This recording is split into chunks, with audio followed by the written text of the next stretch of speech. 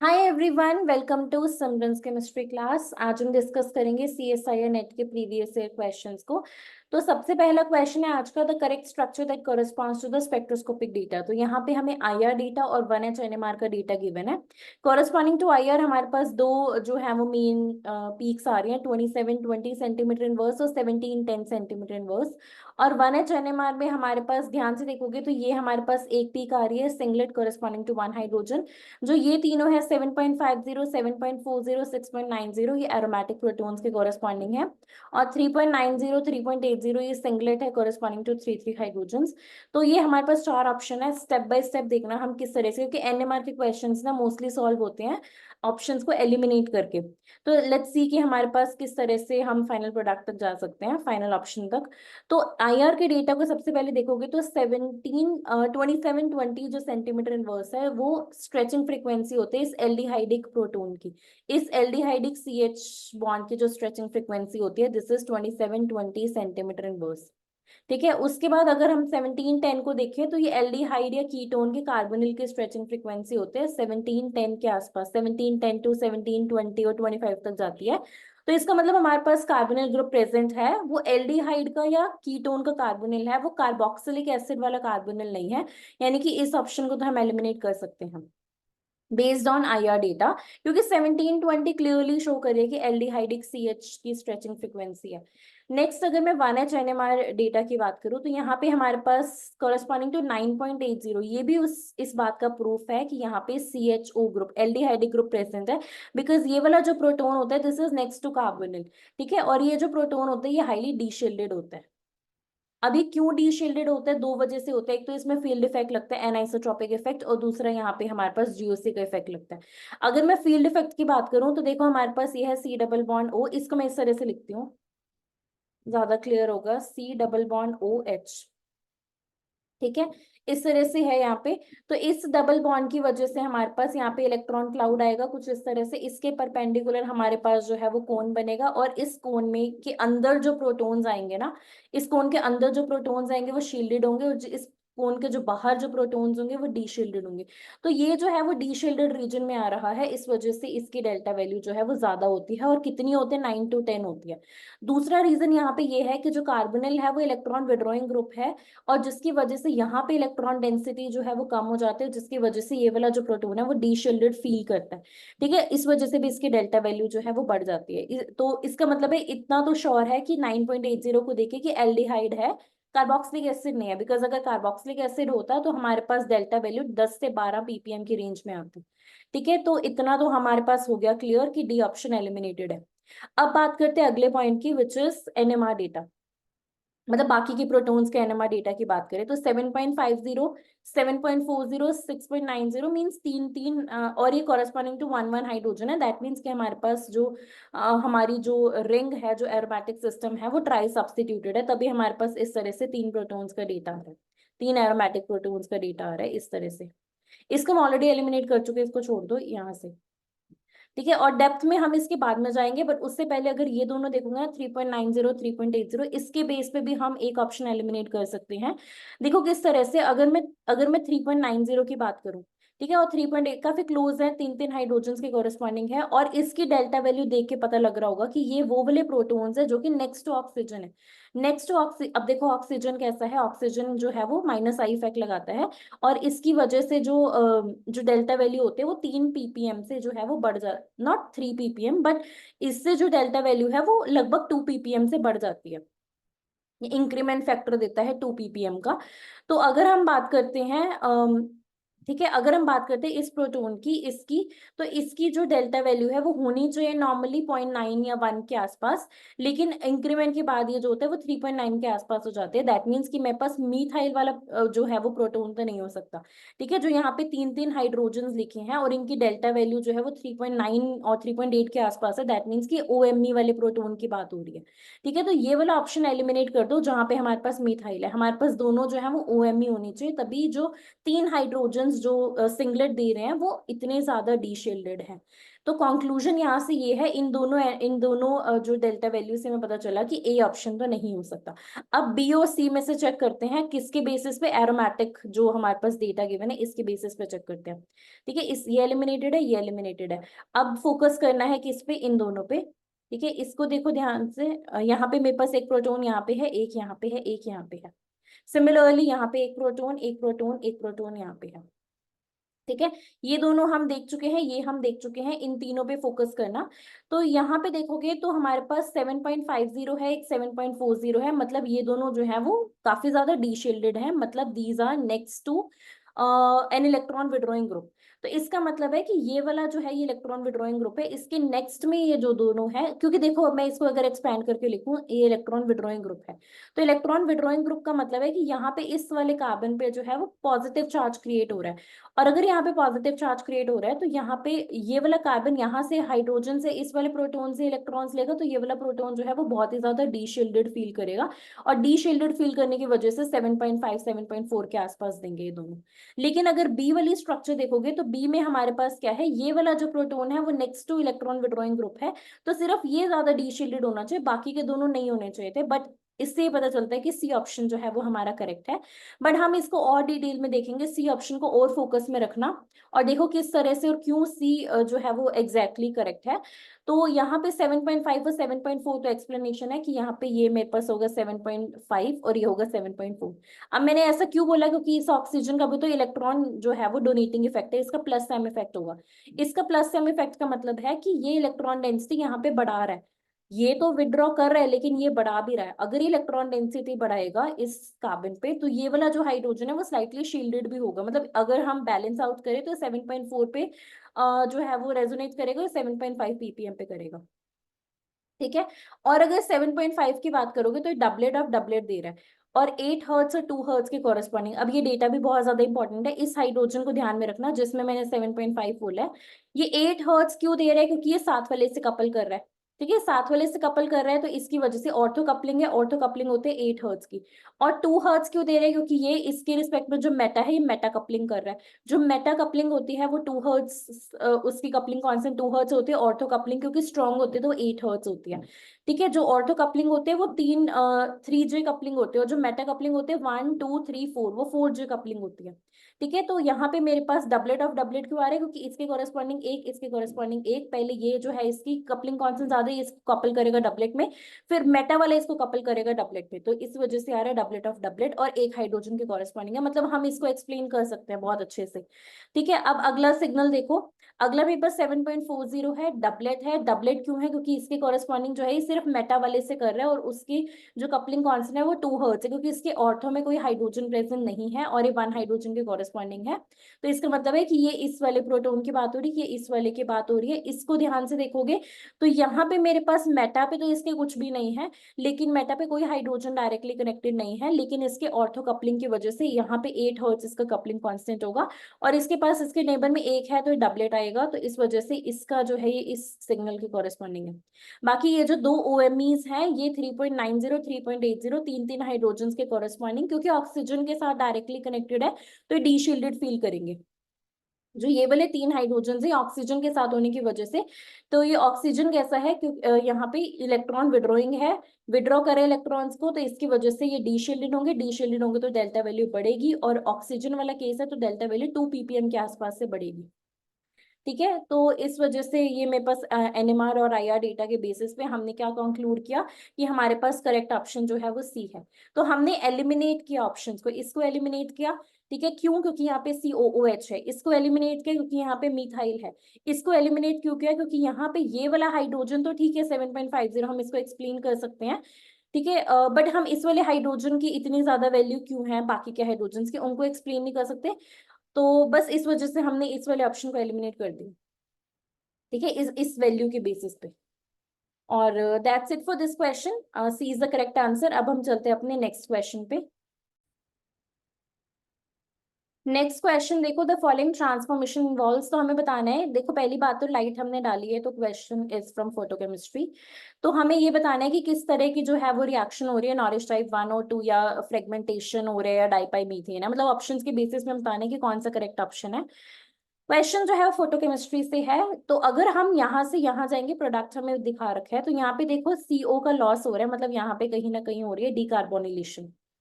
डीकार्बोनिलेशन का मतलब क्या होता है, loss of carbon monoxide, loss of CO। और ये कब होगा, ये होता है जब भी हमारे पास अल्फा क्लीवेज होती है। और अल्फा क्लीवेज का मतलब है हमारे पास रिएक्शन होगी नॉरिश टाइप 1, क्योंकि टाइप 2 में बीटा क्लीवेज होते हैं, टाइप 1 में अल्फा क्लीवेज होते हैं, मतलब जहां पे भी टाइप 2 है उसको तो कर दो एलिमिनेट। ठीक है, अब बी और सी में से हमें देखना है कौन सा करेक्ट ऑप्शन है। तो पहले हम नॉरिश टाइप 1 रिएक्शन करके देखते हैं, पहले हम अल्फा क्लीवेज करके देखते हैं।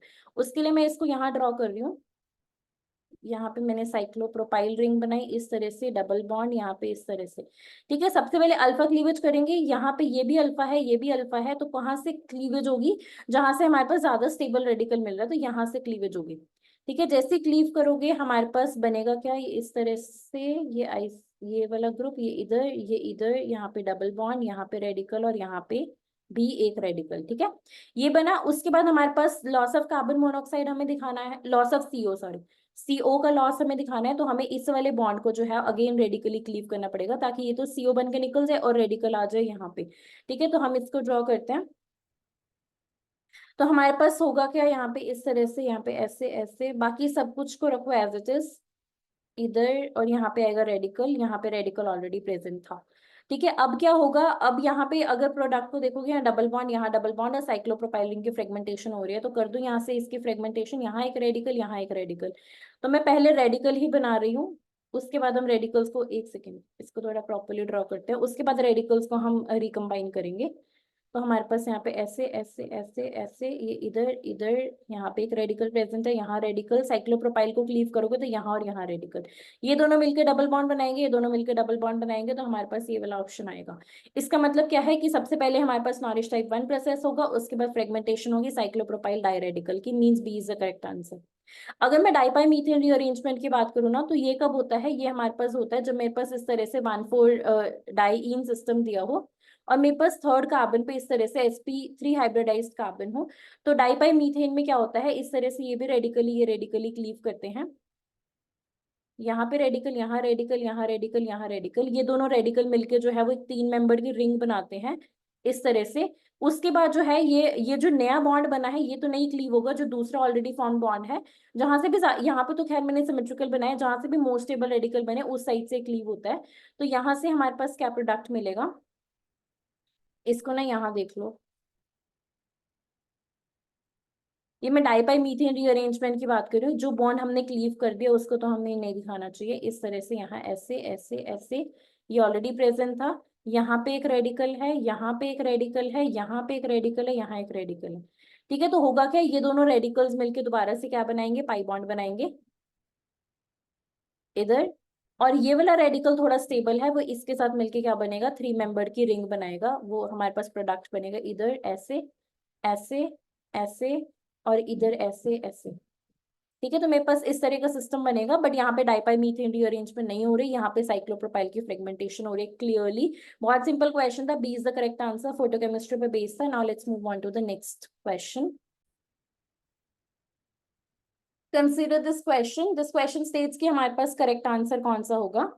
तो ये थोड़ा कंसेप्चुअल क्वेश्चन था, इसमें डायरेक्टली अगर करने जाओगे तो गलती हो सकती है, इसको पहले एक्सपैंड करके लिखो, PHSO2Na, यहाँ पे S double bond O negative Na positive, ये मेरे पास ये वाली स्ट्रक्चर है, यहाँ पे मेरे पास अलाइलिक ब्रोमाइड गिवन है, इस तरह से मीथेनॉल के प्रेजेंस में जो है वो रिएक्शन हो रही है। ठीक है, सिंपल है, मतलब इतना भी नहीं कह सकते हो। यहाँ पे हमारे पास क्या है, यहाँ पे ऑक्सीजन पे नेगेटिव चार्ज है, यहाँ पे सल्फर के पास लोन पेयर है, तो या तो ऑक्सीजन से अटैक करेगा, ठीक है, ऑक्सीजन इसका हार्ट सेंटर है, या फिर क्या होगा, ये यहाँ आएगा और ये सल्फर के लोन पेयर अटैक करेंगे।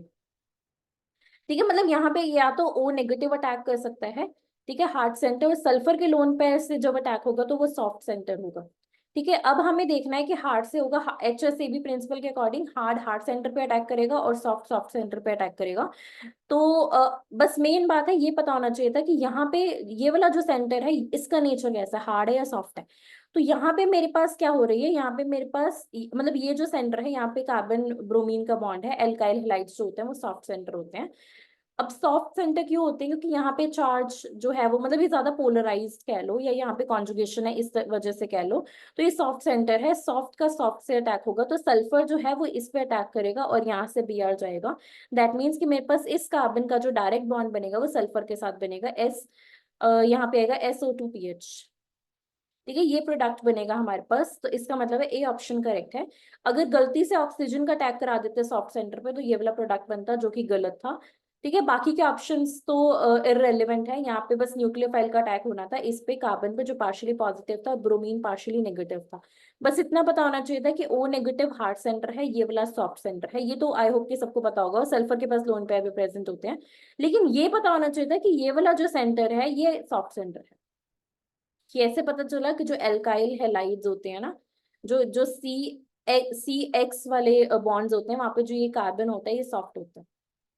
ठीक है, so that's it for this question. अब हम चलते हैं अपने अगले क्वेश्चन पे। A is the correct answer, HSAB principle पे बेस्ड था। कंफ्यूजन हो सकती थी A और B में, बस थोड़ा सा ध्यान रखना। Now let's move on to the next one.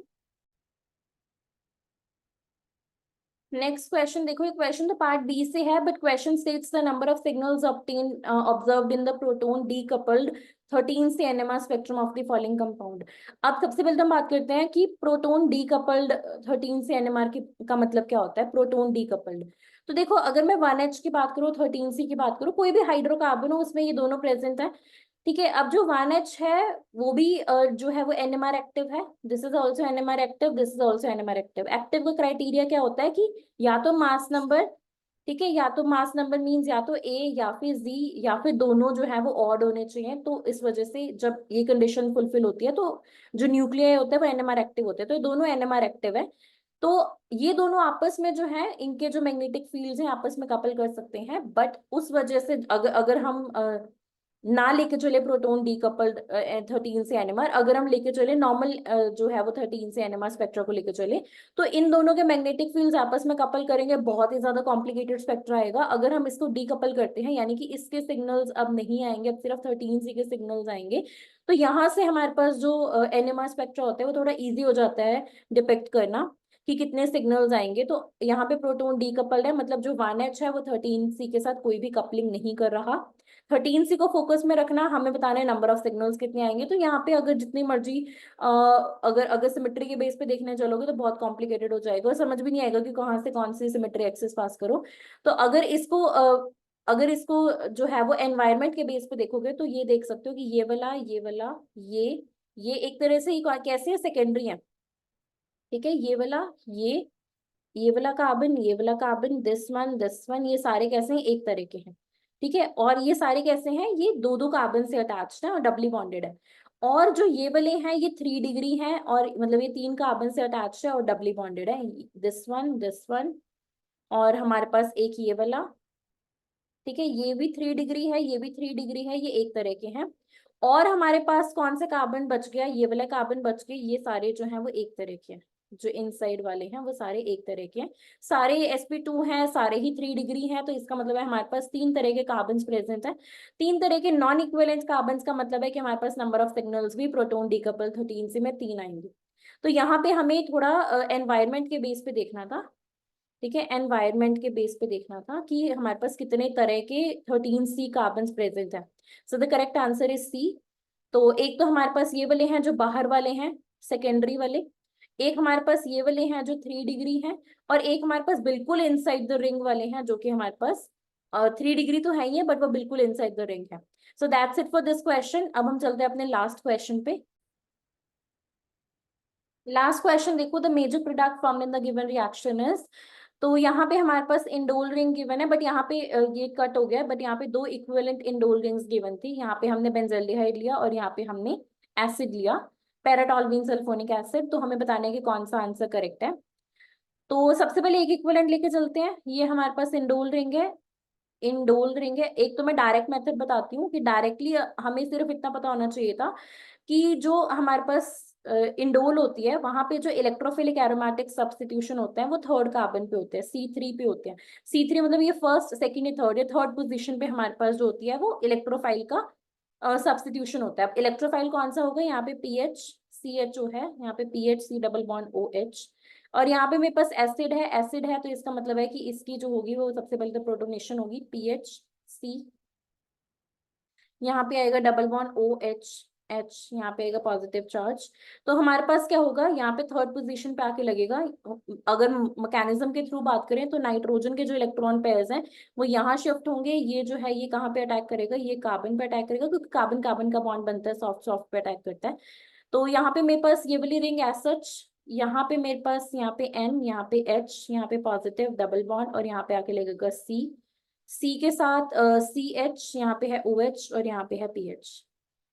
ठीक है, ये बना हमारे पास। अब नेक्स्ट स्टेप में क्या होगा, नेक्स्ट स्टेप में हमारे पास एरोमेटिसिटी का रीगेन होगा। यहाँ पे H है एक, और यहाँ पे ये वापस आएगा, ये यहाँ जाएगा। तो हमारे पास, ये मैं तब बता रही हूँ जब एक इक्विवेलेंट की बात हो रही है, लेकिन क्वेश्चन में दो इक्विवेलेंस गिवन है तो हम दो इक्विवेलेंस को देखेंगे कि किस तरह से होगा। यहाँ पे है CH OH PH। ठीक है, अगले स्टेप में क्या होगा हमारे पास, नेक्स्ट स्टेप में हमारे पास फिर से एक इक्विवेलेंट इंडोल का प्रेजेंट है। सेकेंड इक्विवेलेंट ऑफ इंडोल आएगा, ये रिंग एज, ये benzene ring as it is, यहाँ पे NH, यहाँ पे इस तरह से दोबारा से जो नाइट्रोजन के इलेक्ट्रॉन पेयर्स है वो यहाँ अटैक करेंगे।